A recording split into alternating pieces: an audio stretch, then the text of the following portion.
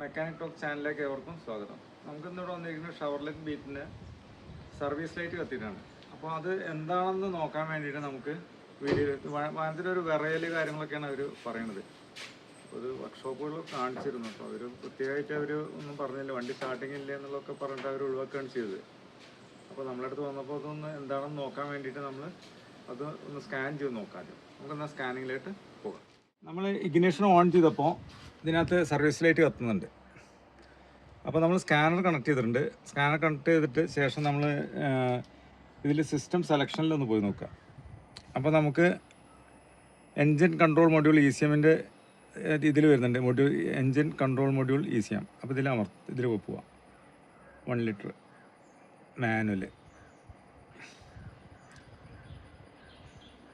ഇനി നമുക്ക് read fault കോഡൊന്ന് അടിച്ചു നോക്കാം. അതിന് ഫാൾട്ട് കോഡ് എന്താണെന്ന് നമുക്കറിയണ്ടേ? Yes,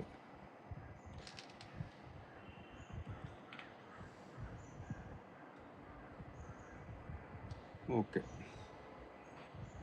read fault code display ഇതിൽ വന്നുമ്പോൾ എന്താണ് സംഭവം നോക്കട്ടെ. എന്താ fuel temperature sensor circuit high voltage ആണ് ഇതിനകത്ത് കാണിക്കുന്നത്. ഇത് ഓരോ സ്റ്റാർട്ടിങ്ങിൻ്റെ സർക്കിളാണ് അതിന് അടിഭാഗത്ത്. അപ്പോൾ അതുകൊണ്ടാണ് ഈ ലൈറ്റ് കത്തണമെന്നാണ് ഇതിൽ കാണിക്കുന്നത്. അപ്പോൾ ഇതൊരു സംഭവം, ഒരു വല്ലാത്തൊരു സംഭവം തന്നെയാണ്. ഇതിൻ്റെ പ്രധാന കാരണം എന്താണെന്ന് നമുക്ക് ആദ്യം ഈ ഫ്യൂൽ ടെമ്പറേച്ചറിൻ്റെ അതിൻ്റെ ഇതിലേക്കൊന്ന് നമുക്കൊന്ന് പോയി നോക്കാം. ഇതിൻ്റെ ഒരു ഡീസൽ ഫ്യൂൽ ഫിൽറ്ററിൽ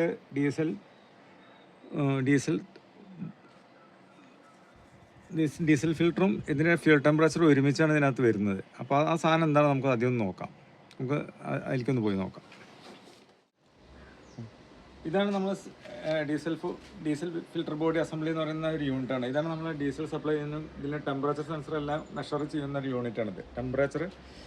ഡീസലിൻ്റെ ടെമ്പറേച്ചർ ECUവിന് സിഗ്നൽ ഇത്ര ടെമ്പറേച്ചറാണെന്ന് കൊടുക്കുന്ന ഒരു യൂണിറ്റാണിത്. ഈ യൂണിറ്റിലാണ് നമ്മൾ സ്കാൻ ചെയ്തപ്പോൾ കംപ്ലൈൻറ്റ് കാണിക്കുന്നത്. അപ്പോൾ നമുക്ക് ഈ യൂണിറ്റ് മിക്ക വണ്ടികൾക്ക് ഈ സാധനം കംപ്ലൈൻറ്റ് കാണിക്കുന്നുണ്ട്. കാരണം ഇത് ഈ വണ്ടി സ്റ്റാർട്ട് ചെയ്യാതെ വരുന്ന സമയത്ത് ഇതിന് വയറിൽ കണക്ഷൻ ഉണ്ടോ എന്ന് നോക്കാൻ വേണ്ടിയിട്ട് ഇതിലൊക്കെ ഒരു കണക്ഷൻ മാറി കൊടുക്കുമ്പോഴൊക്കെയാണ് ഇപ്പോൾ ഈ സാധനം അധികം പോകാറുള്ളത്. അങ്ങനെ വണ്ടി സ്റ്റാർട്ടിംഗ് ട്രബിൾ ഉണ്ടായിരുന്നൊരു വണ്ടിയാണ്. അപ്പോൾ അത് ഏതോ ഇലക്ട്രീഷ്യനായിട്ട് സംഭവിച്ചതാണെന്ന് തോന്നുന്നു. എനിക്കത് പറയാൻ വയ്യ. സംഭവം ഏതായാലും ഈ യൂണിറ്റ് പോയിട്ടുണ്ട്. അതാണ് ഈ വണ്ടിക്ക് ഇതിങ്ങനെ ഒരു കംപ്ലൈൻറ്റ് കാണിക്കുന്നത്. അപ്പോൾ ഇത് ഈ ഒരു വണ്ടിക്ക് മാത്രമല്ല കേട്ടോ, ഞാൻ കാണിച്ചു തരാം. അതിന് അടിയിലിതാ ഈ കിടക്കുന്ന യൂണിറ്റുകളെല്ലാം ഇത് അടക്കമുള്ള എല്ലാ യൂണിറ്റും ഇതുപോലെ ഹൈ വോൾട്ടേജ് വന്ന് നാശമായിട്ടുള്ള യൂണിറ്റാണിത്. അപ്പോൾ ഇതിൽ ഒരെണ്ണം എടുത്തു കഴിഞ്ഞാൽ നമ്മളിതൊന്ന് സക്ഷൻ ചെയ്ത് നോക്കിയിട്ടുണ്ട്. ഈ സംഭവം ഇതൊന്ന് സക്ഷൻ ചെയ്ത് നോക്കിയപ്പോൾ ഇതിങ്ങനെ ഒരു ബോർഡ് ഇതിനകത്ത് വരുന്നുണ്ട്. ഇതാണ് ഇതിൽ വരുന്ന ഹീറ്ററിൻ്റെ സെക്ഷനാണ്. ഇപ്പോൾ ഈ 2 പോയിൻറ്റ്. ബാക്കി ഇതിൽ വരുന്ന ഈ സർക്യൂട്ട് ബോർഡാണ് ECMന് ഇതിൻ്റെ ടെമ്പറേച്ചർ കാര്യങ്ങളൊക്കെ സിഗ്നൽ നൽകിക്കൊണ്ടിരിക്കുന്നത്. ഇതിൽ നമ്മൾ ഇത് പരിശോധിച്ച് നോക്കുമ്പോൾ ഇതിൽ Z050 എന്ന് പറഞ്ഞിട്ടൊരു IC വരുന്നുണ്ട്. ഇതിനധികം കംപ്ലയിൻറ്റ്സ് കാണിക്കുന്നത്. ഈ ഒരു ICക്കാണ് Z050 എന്ന് പറഞ്ഞിട്ടൊരു IC വരുന്നുണ്ട്. പക്ഷേ ഇതൊരു മൊണോപ്പൊളി ICയാണ് സംഭവത്തിൽ. ഇത് ഇവർക്ക് വേണ്ടി മാത്രം നിർമ്മിച്ചു കൊടുത്തിട്ടുള്ളതാണ്. അപ്പോൾ ഇത് വിപണിയിൽ ഈ സാധനം ലഭ്യമല്ല. ഈ IC നമുക്ക് ലഭ്യമല്ലാത്തതുകൊണ്ട് നമുക്കിത് സർവീസ് ചെയ്യാൻ ബുദ്ധിമുട്ടാണ്. അപ്പോൾ നമ്മൾ സാധാരണ എന്താ വെച്ച് കഴിഞ്ഞാൽ ഇത്തരം വാഹനങ്ങൾ വന്നു കഴിഞ്ഞാൽ ഇതുപോലെ കിടക്കുന്ന ഇതുപോലെ തന്നെ ഒക്കെ മാറ്റി ഫിറ്റ് ചെയ്യാനാണ് പതിവ്. അപ്പോൾ ഇതിങ്ങനത്തെ ഒരു പുതിയ ഒരെണ്ണം വാങ്ങിച്ചിട്ട് നമ്മളിത് മാറ്റി ഫിറ്റ് ചെയ്ത് കഴിഞ്ഞാൽ നമുക്ക് ഇതിൻ്റെ പ്രശ്നം ഒഴിവായി കിട്ടും. അപ്പോൾ നമ്മളിത് പുതിയൊരു സാധനം ഈ വണ്ടിക്ക് വാങ്ങിച്ചിട്ട് അത് ഫിറ്റ് ചെയ്യാൻ പോവാണ്. ഫിറ്റ് ചെയ്ത് കഴിഞ്ഞാൽ നമുക്ക് ഈ പ്രശ്നം നമുക്കിത് പരിഹരിക്കാൻ പറ്റും. അപ്പോൾ ഇത് മാറ്റി ഫിറ്റ് ചെയ്ത് കാണിക്കുക ലോങ് വീഡിയോയും മാറിപ്പോകും. അപ്പോൾ അതുകൊണ്ട് മാറ്റി ഫിറ്റ് ചെയ്ത ശേഷമുള്ള ഒരു വീഡിയോ നമ്മളിത് കാണിക്കുക. അത് മാറ്റി ഫിറ്റ് ചെയ്ത് കഴിഞ്ഞാൽ ഈ വിറയൽ അങ്ങനെ ലൈറ്റ് കാര്യങ്ങളെല്ലാം ഇതിൻ്റെ ഡീസൽ ഫിൽറ്റർ ബോഡി നമ്മൾ ചേഞ്ച് ആക്കി കേട്ടോ. ചേഞ്ച് ആക്കിയ ശേഷം നമുക്കിതൊന്ന് സ്റ്റാർട്ട് ചെയ്ത് നോക്കാം.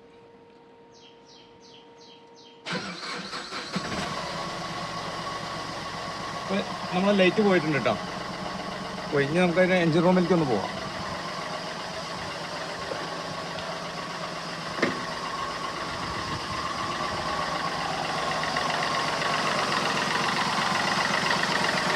ഡീസൽ ഫിൽറ്റർ ബോഡിയുടെ റിലേ വരുന്ന ഇതാണ് സംഭവം.